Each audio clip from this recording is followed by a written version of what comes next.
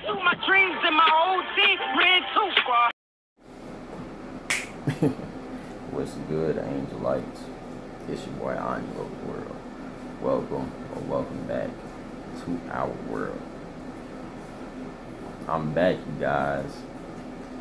I know August 16th was the day Elvis passed away, and I told you guys I'll make it up. So here and now, death of Elvis, Boston TV news coverage. I guess it's the day of. Let's check it out. Thank you, Carol, for requesting this one. Smash that like button. Let's get straight to it. Here's what's happening. Elvis Presley, whose country rock guitar and gyrating hips launched a new era in popular music, died this afternoon at Baptist Hospital in Memphis, Tennessee at the age of 42. Presley had been taken to the emergency room suffering from what was described as respiratory distress. He had been hospitalized several times in recent years for rest and eye operations. He was born in Tupelo, Mississippi on January 8, 1935. He received his first guitar when he was 12 and taught himself to play. While training to be an electrician, the Sun Record Company offered him an audition. His first recording, That's All Right Mama, sold 7,000 copies in Memphis alone, and after that it was all uphill. There was only one interruption, when he joined the Army in 1958.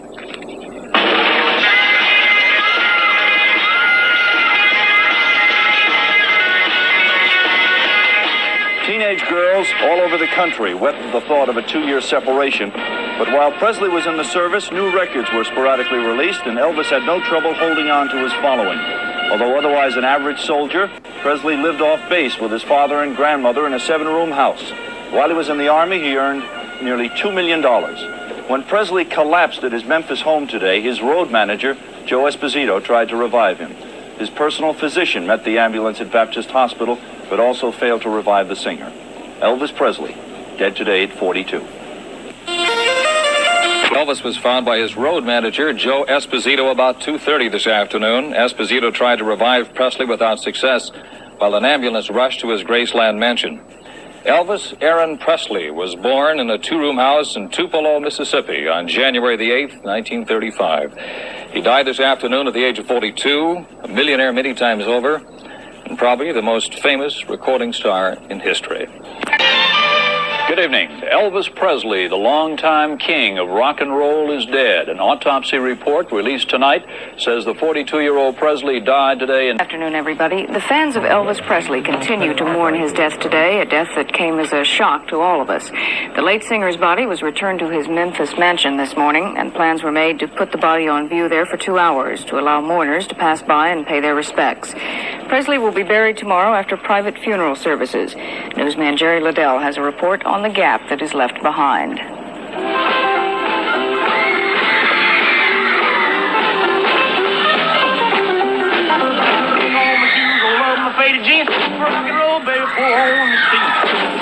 Elvis Presley, the good old boy we were always told used to be a truck driver. Elvis Presley, for better than half of his 42 years, a superstar, symbol of a generation. He was, in fact, Elvis the King 10 times longer than he was Elvis the Trucker. He carried a generation 20 years to the 2 years he hauled a load through red clay country.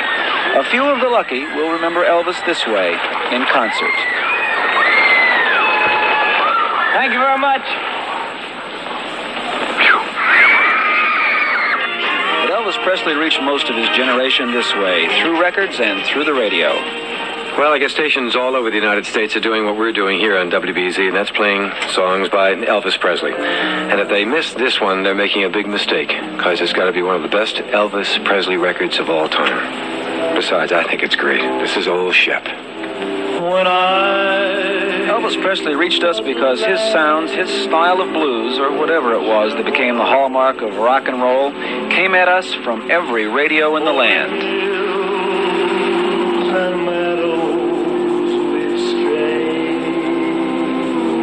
Rock had started about, 2 years earlier, and everybody knew something was happening, but I don't think people knew what just was happening. As far as radio was concerned, he probably aided the demise of network radio as we knew it back then when I first started in the business in the early 50s, because people wanted to hear music, and he made people go into record stores, of course. He was good for every recording artist, because he got people into stores buying one of his records, and they'd buy one of somebody else's records.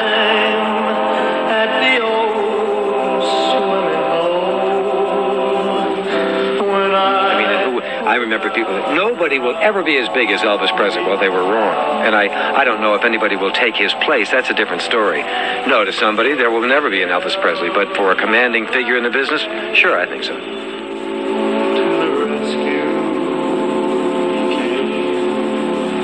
Elvis Presley, the pioneer with one simple task in life, to bring rock and roll to all of us. And that he did.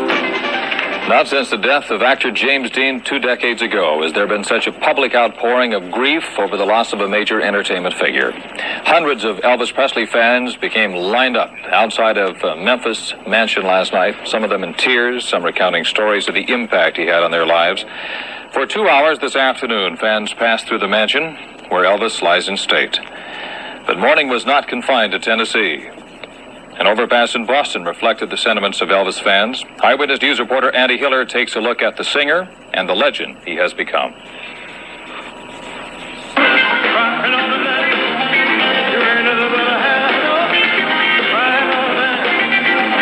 For most people, says the New York Times, Elvis Presley was rock and roll. If he died its king, then his reign began in 1956. For his second appearance of 3 appearances on our show tonight, Elvis Presley. You ready?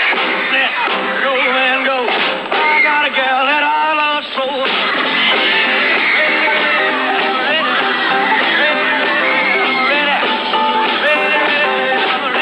Ready to rock and roll. Elvis Presley was born poor in Mississippi, the son of a painter. Before he was 20, he had developed the rebellious, sullen good looks that made him an enemy of many parents and the idol of millions of teenagers in the mid-1950s. Even by then, his success was enormous, and not surprisingly, it was something he didn't understand. Yeah, price of fame, a motherfucker. Temu, shop like a billionaire. First time that I appeared on stage, it scared me to death. I really didn't know what the yelling was about. I didn't realize that my body was moving. It's a natural thing to me. So the manager backstage, I said, "What I do? What I do?" He said, "Well, whatever it is, go back and do it again." Well, she done told me, Papa done told me too. Son, that gal you fooling with, she ain't no good to you, but that's all right. That's all right. That's all right.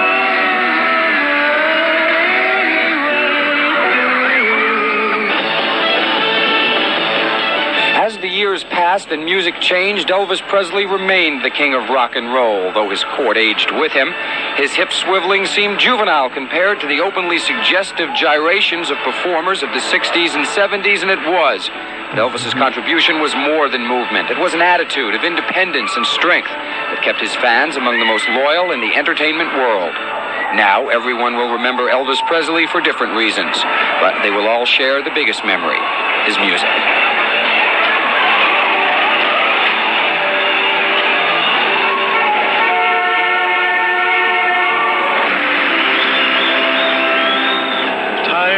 Moving thing, and I could make it stay. This hour of love we share will always be.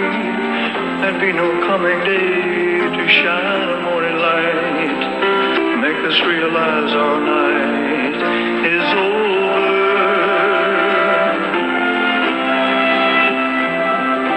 Time went on a moving thing. I could make it stay. This hour of love we share will always be.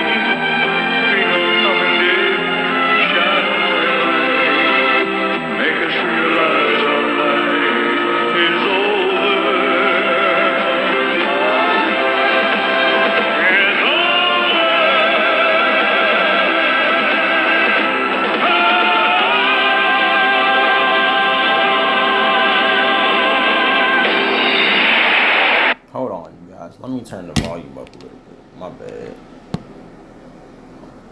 There we go. It didn't look like it was that, but to me, on my side, it sounds low. Don't really know why. One of the singer's close friends, Perry Como, characterized Elvis as a gentle, mischievous, and generous boy who turned angry and frustrated at the world of stardom he lived in. President Carter today called Elvis unique and irreplaceable and said his death deprives the country of part of itself. Callers have swamped the White House switchboard today, urging the president to declare a national day of mourning. Tony? His body lay in repose at his mansion in Memphis. Crowds began gathering outside the Presley mansion last night, shortly after the announcement that the 42-year-old entertainer had died of heart trouble. The gates were opened at 4 o'clock to allow the Presley faithful to view the body. After all the hours of waiting, most of the fans were allowed but a few seconds to get a glimpse of Elvis and then were forced to move on. The crowd at the Graceland mansion was so large that nearly 50 people, overcome in the crunch, required emergency treatment, some of them taken away in ambulances. Just a short time ago, gates at the Presley mansion were closed, and the lid of his steel-lined coffin closed to await burial tomorrow. At this hour, people in Portland, Maine would have been filing into the Civic Center to attend the first of a two-night Presley concert. Jorge Quiroga was in Portland today. He has this story. It was ironic that as we drove into Portland, Maine, the site of Elvis Presley's first concert stop on his new tour, that You Ain't Nothing But a Hound Dog was playing on the radio. The song that put Elvis on the map announced to us the bereavement that Portland felt over his death. Ticket demand for Elvis Presley's concert had been so tremendous that a second concert had to be arranged. It sold out as quickly as the first one had. The set was getting its final touches, and the fifth floor of a local hotel was being prepared to receive the Presley. And that just tells you how big Elvis was to this world. It said as soon as it was announced that another show was happening, tickets sold out like that.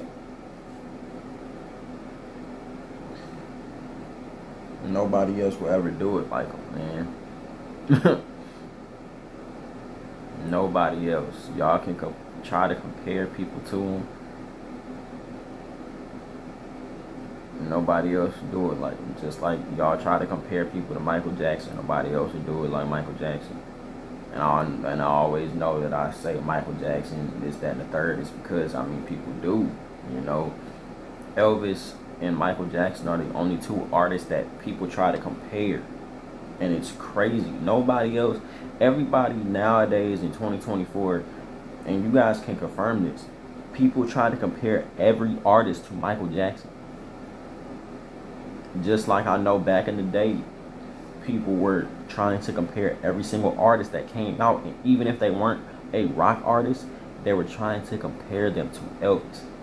It's like nobody can be Elvis, nobody can be Michael Jackson, nobody can be like Elvis, nobody can be like Michael Jackson. There's only one of one from both of them. There's only one Michael Jackson, there's only one Elvis Presley.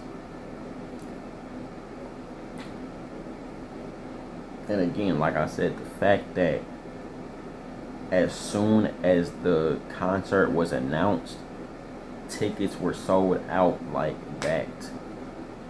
Nobody else was doing that back then.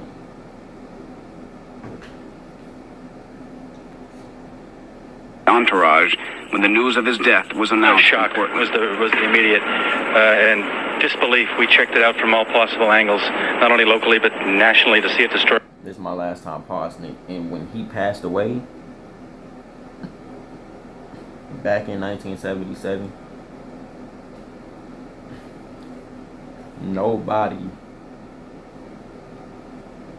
everything else was put on hold.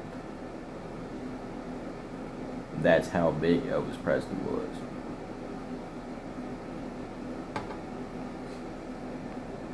It was true because we had been talking to the Presley people. They were ready to come into the building. We were expecting him. It was the eve of the performance, and his people were already in town. We had just sold out 2 shows to over 17,000 people. I was stood in line for 2 nights, sleeping over, and the whole thing was just hard to believe.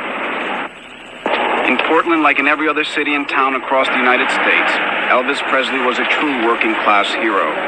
They looked up to him as the realization of the American dream. Elvis is just not the music with me. It's him. He set an example to me, the way he lived, his clean living, the way he used people, his sincerity, his honesty, his manners, the way he treated his mother. To me, he was a person. Presley's fans were aware that the man was a multimillionaire. That fact never affected their loyalty. From rags to riches, they said, but he never thought he was better than any of us. In Portland, they were just grateful that he had agreed to play their town. I was a kid. You were my favorite idol. I had all your back. And I mean today that I would get a chance to meet him. Is this going to be your first time to see him? A dream of a lifetime? Yeah. I say what? I know I said the last time, but that's a grown man. Elvis had grown men crying. Ain't nobody else doing it. I'm gonna be real. Again, excluding Michael Jackson. This isn't about Michael Jackson. Nobody else will make a grown man cry. Excluding. Nobody else will make a grown man cry like Elvis Presley did.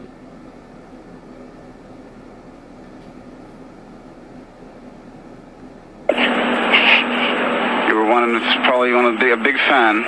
Sitting in this empty arena just hours before Elvis Presley was scheduled to perform, one can imagine the mass hysteria that would have been upon Elvis Presley's arrival. Now with his death, the silence gives you a feeling of mourning. Many people will never understand the loyalty and identification of a fan to an artist, but I'm sure that as many fans throughout the world will agree with me when I say, Elvis Presley is dead. Long live the king. For News 5, I'm Jorge Quiroga in Portland, Maine.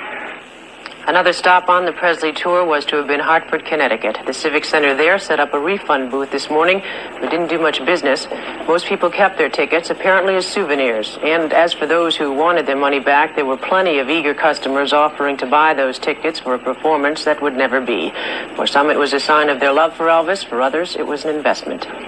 As one might imagine, Presley's death has resulted in a rush of record buyers to Boston music and record stores, cleaning out the stocks in some instances.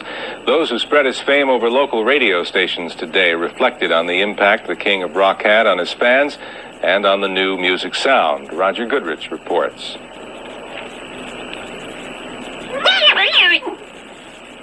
You ain't nothing but a hound dog.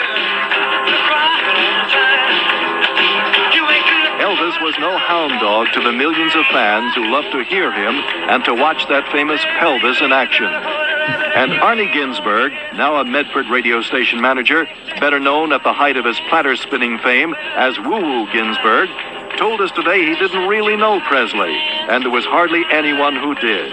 Never met him, and he was a very private person. I don't know anybody who knew Elvis. What do you think accounted for Elvis's great success?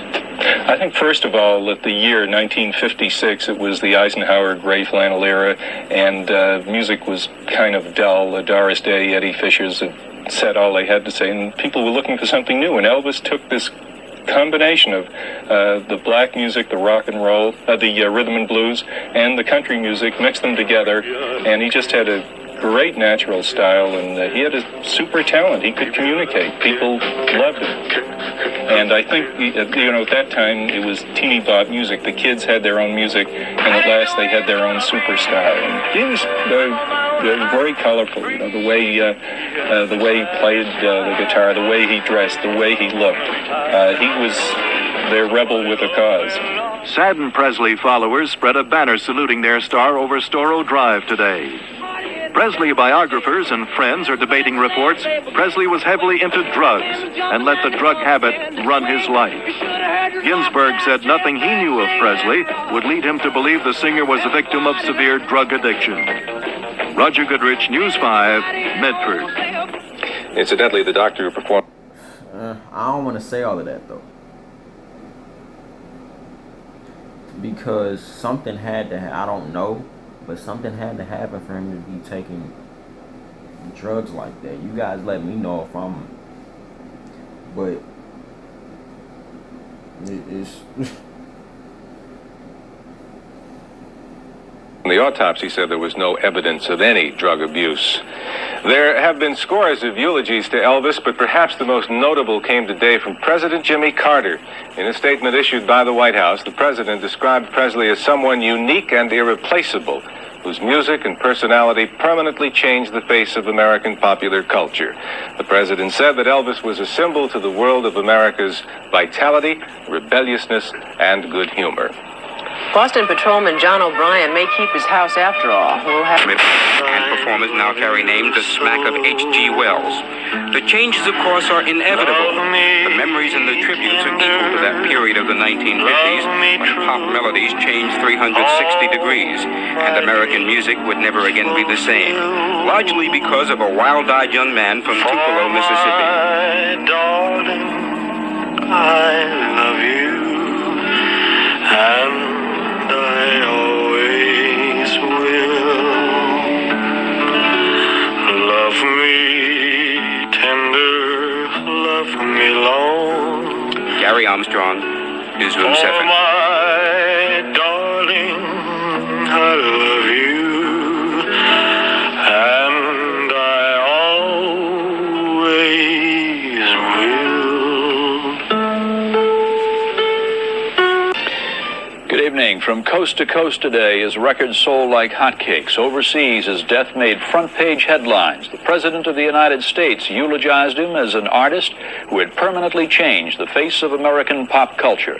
And in Memphis, Tennessee, thousands of his grieving fans waited in line for hours outside his home for a final view of singer Elvis Presley, who died yesterday at the age of 42. ABC's Ron Miller reports on the continuing Presley phenomenon. An estimated 10,000 people from all sections of the country assembled at Presley's compound, Graceland Mansion, for his public viewing. All had come for very personal reasons. I consider Elvis a part of my life from childhood through my teen years and my adult life, and I feel a part of it's gone now. I think I've been in love with Elvis Presley since I was 14, and I used to sit and calculate if he was too old for me or not. And besides that, I think Elvis had more impact on our society than any other popular musician, except perhaps the Beatles, and the Beatles were English, not American. Presley had been hospitalized several times in recent years for ailments generally diagnosed as fatigue and intestinal disorders. His weight was an increasing problem, but none of his associates believed him to be in ill health or a... Like she said, other than the Beatles, but the Beatles were not American. They were English, not American. So again, like, Elvis was on a whole nother level, bro. Drug user. News of his death jammed telephone lines in Memphis. Florists were unable to keep up with orders that came from Europe, Asia, and Africa. Certainly some of those who came to Memphis were motivated by curiosity, but as the heat intensified, the crowd still grew, and police were faced with another problem. Untold dozens of people fainted in the thick jam of people. It was often difficult to extricate them from the crowd. Finally, after some had waited as long as 14 hours, the crowd was allowed into Graceland Mansion to view his body. Cameras were not permitted. The bier was in an all-white, dimly lit foyer. Presley was dressed in white. Friends and relatives were assembled to one side. And it's clear that the public's reaction to the death of the dream of Elvis Presley will not end tonight. Ron Miller, ABC News, Memphis. Presley was to have launched a nationwide tour tonight at the Civic Center in Portland, Maine. But today the hall was empty except for some occasional fans who wandered in, some of them talking about the possibility of pooling refunds from their tickets for a donation in memory of the singer. The center's executive director said officials are looking into the possibility of staging a memorial tribute to Elvis Friday night. In the meantime, most of those who had tickets for tonight's canceled performance said they would hold on to them as a remembrance. Funeral services for Elvis Presley were held this afternoon at his Memphis mansion. Those services were marred by a bizarre accident earlier today. About 3:45 this morning, 2 teenage girls were killed when a car drove through the crowd outside the mansion. Another teenager was hit and is now reported in critical condition. Police gave chase and arrested the driver and 3 juvenile girls. The driver has been charged with second-degree murder, drunk driving, leaving the scene of an accident, and reckless driving. The juveniles were charged with being accessories. Presley was laid to rest in a marble mausoleum in Memphis, Tennessee today after a private funeral attended by 200 mourners, including his family, show business friends, and associates. Thousands of his fans crowded around the Presley mansion and lined the street leading to the cemetery in an emotional final tribute to the singer who died Tuesday of heart failure. ABC's Charles Murphy with the story. They knew they wouldn't get inside the mansion for the funeral, but Elvis's fans came anyway and waited for hours. They came from all over the United States. Most of them were young women. In the heat and excitement, a number fainted. The funeral, preached by television minister Rex Humbard, lasted more than an hour. Finally, the hearse bearing Presley's coffin wound down the driveway of Graceland onto Elvis Presley Boulevard. It was a white cortege, a white hearse, and 10 white Cadillacs. Elvis loved Cadillacs. He had a dozen himself. The cemetery was closed to the public, too, but still many people stood outside in the hot sun to see the hearse go by and to say that they had been here. We love Elvis. We still do. You're not going to get in, you know. Doesn't make any difference. The coffin was carried by Presley's closest friends and business associates. Besides family, mourners included a number of show business personalities who counted themselves friends, too. Charles Murphy, ABC News, Memphis. Earlier in the day, a young driver plowed his car into a crowd of mourners outside the Presley home. 2 teenage girls were killed and a third critically injured. The driver is being held without bond. Boss paid the full cost. Fans paid their last respects to their rock and roll idol in Memphis, Tennessee today. The day of mourning was marred by a hit-and-run driver plowing into a crowd outside Presley's estate early this morning. 2 teenage girls were killed and a third critically injured. Only a small group of friends and relatives actually attended the funeral service. CBS News correspondent Ed Rabel has a report. The somber funeral procession moved slowly down the driveway and out onto Elvis Presley Boulevard for the 3.5-mile drive to Forest Hill Cemetery. Just as it emerged, a young woman jumped in front of the hearse carrying Presley's body. Authorities pulled her out of the way. The police-escorted motorcade moved on without incident, passing grieving Presley admirers who had gathered lining the boulevard 5 deep. Still more thousands of Presley's fans were waiting when the procession arrived at the cemetery. Presley was to be entombed in this one-story marble mausoleum. On the front lawn, flowers sent by the truckload by Presley followers were arranged in profusion. One was in the form of a 6-foot-long guitar. Presley's crypt is in the so-called Presley Room, where other family members will eventually be entombed. His crypt will always be visible to the public through a locked wrought iron door. Officials believe Presley will continue to attract in death many of those who were so devoted to him when he was alive. Ed Rabel, CBS News, Memphis. The long procession to Forest Hill Cemetery. The drive from the mansion up Elvis Presley Boulevard to the cemetery ordinarily takes a few minutes to drive. Today, the motorcade was repeatedly slowed by thousands of mourners who lined the 3-mile route and who repeatedly broke through police lines. It took almost an hour for the cars to reach the cemetery. There, the invited guests watched the copper casket being carried inside a large public mausoleum to a special family crypt reserved for Presley's body yesterday. It isn't known whether the body will remain there or whether a special burial place is being prepared, which would also hold the body of the singer's mother. Like her son, she died at the age of 42. Jackson Bain, NBC News, in Memphis.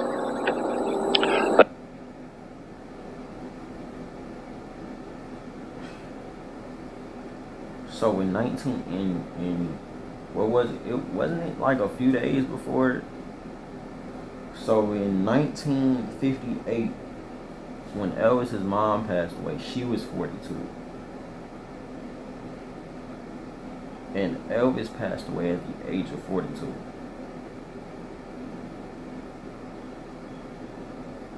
What the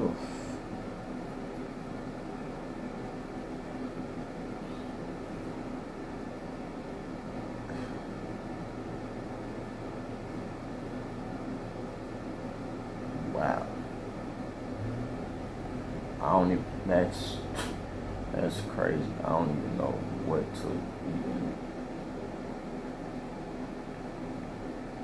That's it for this evening. Good night for NBC News. Elvis Presley was laid to rest in a marble mausoleum in Memphis, Tennessee today after a private funeral attended by 200 mourners, including his family, show business friends, and associates. Thousands of his fans crowded around the Presley mansion and lined the street leading to the cemetery in an emotional final tribute to the singer who died Tuesday of heart failure. ABC's Charles Murphy with the story. They knew knew they wouldn't get inside the mansion for the funeral, but Elvis's fans came anyway and waited for hours. They came from all over the United States. Most of them were young women. In the heat and excitement, a number fainted. The funeral, preached by television minister Rex Humbard, lasted more than an hour. Finally, the hearse bearing Presley's coffin wound down the driveway of Graceland onto Elvis Presley Boulevard. It was a white cortege, a white hearse, and 10 white Cadillacs. Elvis loved Cadillacs. He had a dozen himself. The cemetery was closed to the public, too, but still many people stood outside in the hot sun to see the hearse go by and to say that they had been here. We love Elvis. We still do. You're not going to get in, you know. Doesn't make any difference. The coffin was carried by Presley's closest friends and business associates. Besides family, mourners included a number of show business personalities who counted themselves friends, too. Charles Murphy, ABC News, Memphis. Earlier in the day, a young driver plowed his car into a crowd of mourners outside the Presley home. 2 teenage girls were killed and a third critically injured. The driver marred by a hit-and-run driver plowing. He attended the funeral service. CBS News coverage. As it emerged, a young woman jumped in front of the hearse carrying Presley's. Still more thousands of Presley's fans were waiting when the procession arrived at the cemetery. Presley was to be entombed in this one-story marble mausoleum. On the front lawn,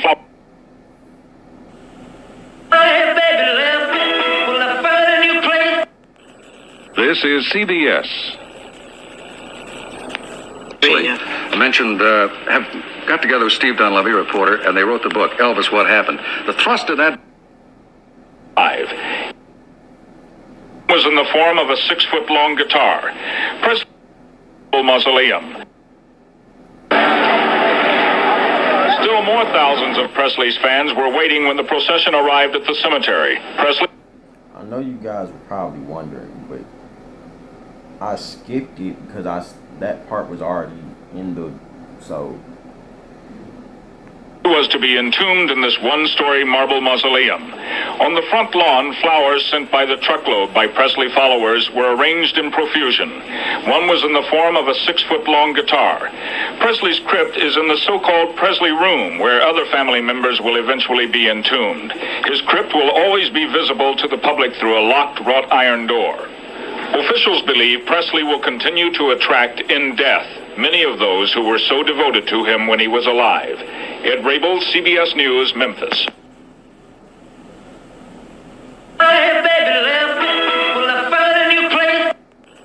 This is CBS.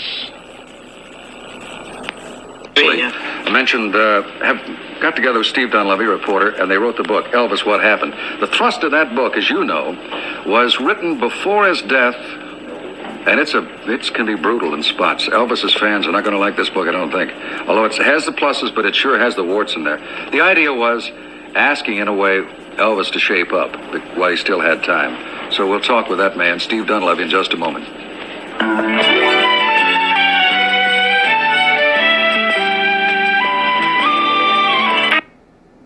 In this video, we will show how to convert your website into an app for Android and iOS in just 2 minutes, without writing a single line of code.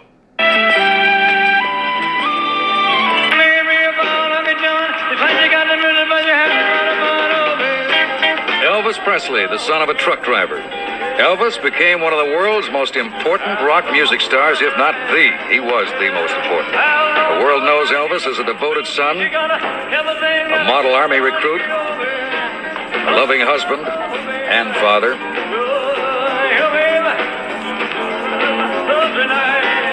and as a gifted entertainer.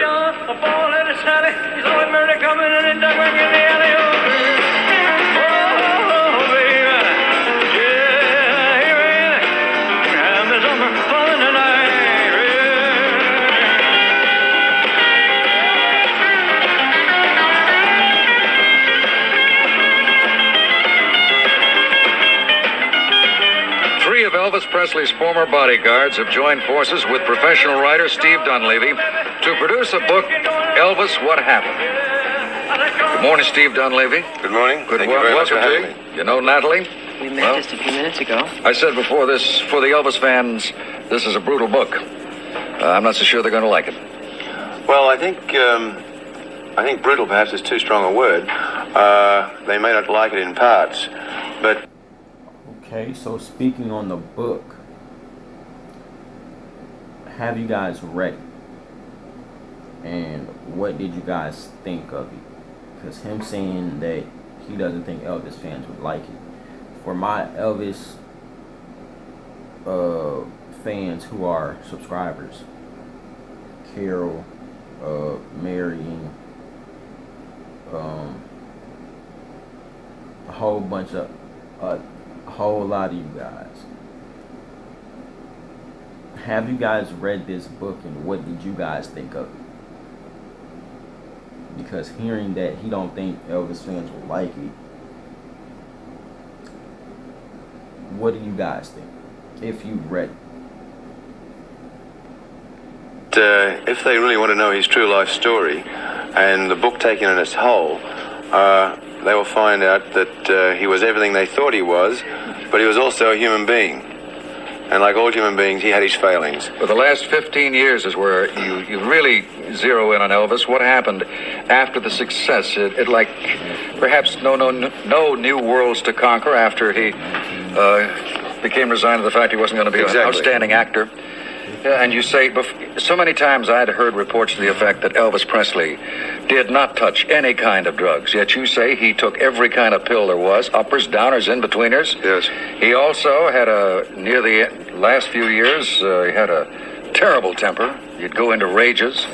And then it sounded almost like he was a necrophiliac. He had a fascination with death and going to morgues at night. Well, a necrophiliac, of course, that's not the true definition of it, but he did have an obsession with death, which I think he'd had for many, many years. But the practice of drug taking, let's face it, in the entertainment business, it's widespread. And people today, of course, only feel that drugs are taken by the recent rock singers and the old Hollywood, as it were. But that country and western scene down there for many years, right back, the 40, 45, 50, they were hitting themselves with amphetamines like peanuts for years upon years. But the thrust of the book is Presley in his entirety. You've read the book, and you can see that the boys, the bodyguards, talk glowingly. There's some great warm moments. There's some moments of very, very tender love that only two men can ever experience between each other. Excuse me for interrupting you, but that's one of the things that bothers me about the book. You do get the impression that these men did love him, but then what kind of a friend is one who would then publicly tell the stories that they're telling about Elvis? If someone told stories like that about me, and even presuming they were... Wait, what stories? The stories of him taking the drugs for many years?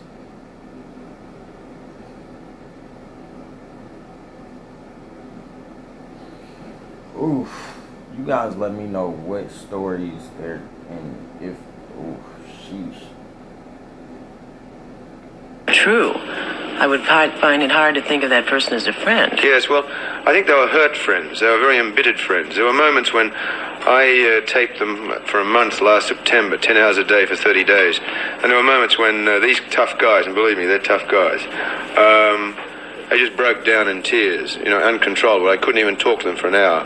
There was moments when I thought that there was going to be no book, where they wanted to back out of it. But it was their idea, was it not, this book? Well, it was part our idea and part their idea. I tracked them down to do a story. As soon as I found out they were fired last June, I tracked them down to do a story on them. And these amazing stories, which I frankly did not believe when I first heard them, because I, like the public, even though I was a newspaper man and covering Presley for 10 years, I just couldn't bring myself to recognize they were true. And there was many, many months of checking and a lot of footwork with lawyers and so on and so forth. So you're convinced now that what's in here is all true? Oh yes. As a matter of fact, a lot of it has been since backed up by his girlfriend Linda Thompson and a very nice guy who was with him for many years in the Jordanaires, right up to his death, Gordon Stoker, who have confirmed all that's in the book, every word. But that Linda Thompson did take, she said he didn't take as many pills as you say, or they say. Well, in the doctor too. In the most recent interview, she has said that for many of the years that she was with him, he did indeed have a medication problem. She now, changed her statement then. I presume so. She changed the statement. Dr. Nicopolis. But what kind of medication problem? Again, like Michael Jackson, he didn't start taking, as they would say, painkillers until after January 27, 1984. That's when he burned his head. That's when the Pepsi commercial happened. So after January 27, 1984 is when Michael Jackson, or afterwards is when Michael Jackson, afterwards and onwards is when Michael Jackson was taking pain medication. What medicine was Elvis taking? And if it was pain medication, what happened to where he had to take said pain medication? Because you can only, you would obviously only take pain meds if you're in pain. What pain, if it was pain medication that Elvis was taking, what pain was Elvis in? You guys let me know. I just have questions because it just saying that he was addicted to drugs and all that, but it's like, for what happened to him, why was he addicted to drugs? You guys let me know in the comments. Has said he had a medication problem. He said he didn't know what he was taking half the time. Dr. Nicopolis is a very, very loyal friend of Presley. I wouldn't expect him to say anything else, but I think one of the things that has vindicated this whole story is that there has been an announcement there will not be a full unraveling of the autopsy and the reason for his death. You know, one of the things that I found so difficult to understand was the fact, well, I guess many people are torn like that. We're paradoxes to ourselves. He had you say there were only two women that or two people. Yeah. His mother and his wife. He had the Bible. He quoted from the Bible. He was a religious person, but he could be so sacrilegious at the same time. 5 minutes later. Yes. But at the very beginning, you're talking about in one of his drug scenes, he wanted the man who took his wife away murdered. Mike Stone, yes. They're up in the 30th floor in the Imperial Suite in Vegas, and he'd had a particularly bad 3 or 4 hours. Linda Thompson was there, and he went into a rage. And he had been in rages before about Mike Stone, who in those days was a simple $250 a week karate instructor. He was one of the most incredible, the most charismatic, the richest, most handsome entertainers in the world, and a $250 a week karate instructor takes his beautiful wife away from him. Well, that's it. You know, that's not a unique story, of course. Not a unique story, and when that happens, a man doesn't order that man killed all the time. Well, not all the time. That happens too. He was in a rage, and he turned first to Sonny West, and he took his hands. He looked into his eyes, almost in a hypnotic scene, and said, "You know, this man has to die." He went into his wardrobe and he pulled out an M16 rifle, which he carried with him quite a lot, together with a submachine gun, Thompson submachine gun. Put it in his hands, and of course Sonny got very emotional, backed away. He then turned to Red West, who was perhaps the closest to Presley. He had grown up with him from high school onwards and been through the bad times, the good times, the high times, the low times. And he turned to Red. Red admits that he was more influenced by Presley than anyone else. He was more likely to do as he was told. And Presley said, "Okay," he said, "you get a hitman for me. You can do it." He said, "I could do it in 10 seconds. Now you do it." And this went on for about 6 days, where Presley went through various highs and lows, moments in and out of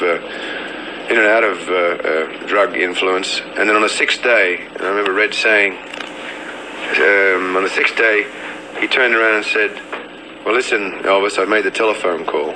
It's $10,000. If you want it or not, Presley turned around straight. He hadn't any drugs inside. He says, no. He says, I think it's a bit heavy. And Red turned to me. He said, last year, he says, man, he said, I never kissed no one in my life, but I wanted to kiss him on the lips. I was so relieved. This is his stardom he couldn't handle, huh? I'm not quite sure. I think he could handle stardom, but I think it was a very typical case of he had no more mountains to climb. I mean, he rocketed from a sort of a truck driver, just giving all the money to his mother. He had he didn't spend any money on himself. He was incredibly generous, too. Incredibly generous, pathologically so. He used to give away Cadillacs. And he'd never remind anybody about it. Like some people do, they give you something and they'll never let you forget it. Yeah. He would never bring it up again, Never bring it up again. In those cases, he's given away millions of dollars worth of cars. And, of course, this is to balance the true story. I mean, for years, of course, he didn't have these violent black tempers. He started taking drugs in the army. He had a sergeant who, when they're in the front line during a crisis in Berlin, he used to give the company amphetamines to keep them awake and alert all night. And he was a kid who never, a religious Southern kid who never even drank. And he got used to them. And these bodyguards, of course, they were popping them along with him. I mean, they're not saying in any way that they're angels. No, they all whatever he was taking, they were taking too. Well, Steve, I thank you very much for being with us. There is the good side of Elvis that is in here too. We've tried to touch on some of that. I guess the other side, the dark side that we didn't know about, becomes the more topical. But that's not fair. Elvis Presley, you talk about him as they saw him as a boy in school. One of the things that was surprising, his hair wasn't really that dark. No, his hair was light. Dirty blonde. You can see in the early pictures, actually, he put Vaseline on it, and then later on, of course, he dyed it jet black. And in the end, of course, he had hair very much like you. It was going quite white up the sides. His father, Vernon, a very handsome man, got a beautiful shock of white hair.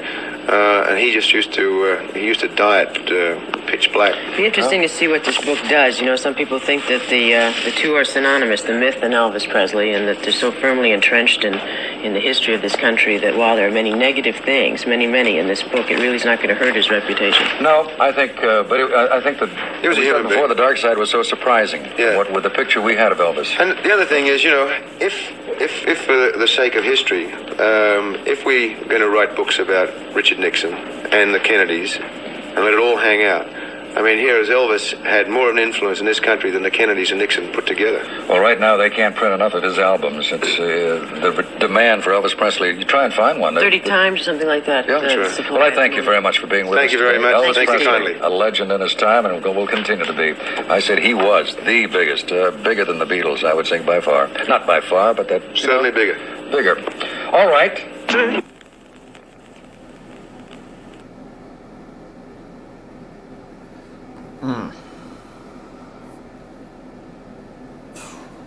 That was something. The last few minutes of that video were, especially about that book, I would definitely like to know if you guys have read that book and what you guys thought about that book. Because from what he said, Elvis Presley fans would be upset. So I want to know what you guys thought about that book. Please let me know in the comments. Again, thank you, Carol, for requesting this. It was, I don't even know what to say. Like, August 16th, 1977. Again, I mean, I wasn't born, but I could only imagine what the world was like back then, because it was the same way on June 25th, 2009. So,